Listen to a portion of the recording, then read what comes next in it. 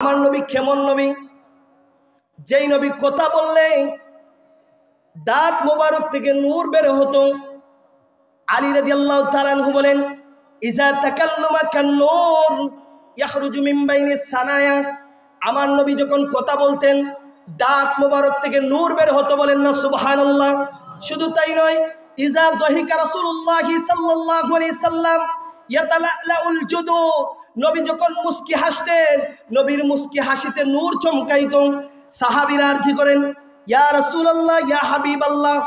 আল্লাহর নবী যখন রাস্তা দিয়ে হাঁটতেন অন্ধকার রাত্রি, ওই অন্ধকার রাত্রিতে আমাদের কাছে কোনো টর্চ লাইট ছিল না, বিদ্যুতিক কোনো বাল্ব ছিল না।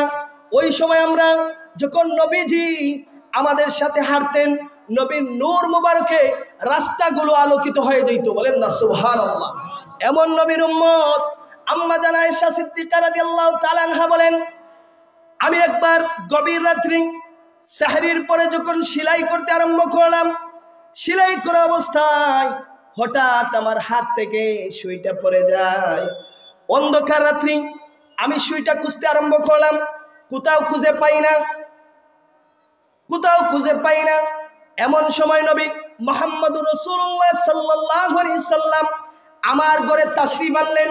নবীর আগমনে আমার ঘরটা নূরে চমকাইতে আরম্ভ করলো। নূরের চমকাইতে, ওই নূরের আলোতে আমার ঘর আলোকিত হয়ে গেল। আমি ঘরের মধ্যে দেখতে পেলাম আমার সুইটা খুঁজে পেয়ে গেলাম, বলেন না সুবহানাল্লাহ। শুধু তাই নয়, আমার নবীকে উহুদ পাহাড় ভালোবাসতো। ওই উহুদ পাহাড় নবীকে ভালোবাসতো। নবী বলেন, এরে উহুদ, আমিও তোমাকে ভালোবাসি, বলেন না সুবহানাল্লাহ। রাশিয়ার 3 জন বৈজ্ঞানিক, কয়জন বৈজ্ঞানিক? রাশিয়ার 3 জন বৈজ্ঞানিক বলল উহুদ পাহাড় নবীকে কেমনে ভালোবাসে, নবী কেমনে উহুদ পাহাড়কে ভালোবাসে। আজকে আমরা একটু টেস্ট করে নেব, আজকে আমরা একটু পরীক্ষা করে নেব। তারা টেলিস্কোপ যন্ত্র নিয়ে আসলো, উহুদ পাহাড়ের মধ্যে খুঁজতে আরম্ভ করলো কিভাবে নবী উহুদ পাহাড়কে ভালোবাসে, উহুদ পাহাড় আমার নবীকে কেমনে ভালোবাসে।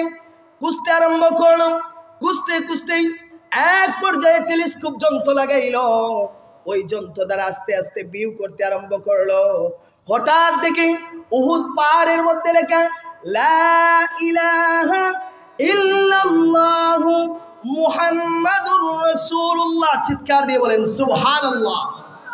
বিজ্ঞানীরা গবেষণা করলো উহুদ পাহাড়ের মধ্যে আমার নবীর নাম আছে কিনা। লা ইলাহা ইল্লাল্লাহু মুহাম্মাদুর রাসূলুল্লাহ। তাহলে তো উহুদ পাহাড় নবীকে ভালোবাসে, এই জন্য তো নবী উহুদ পাহাড়কে ভালোবাসে। সুবহানাল্লাহ।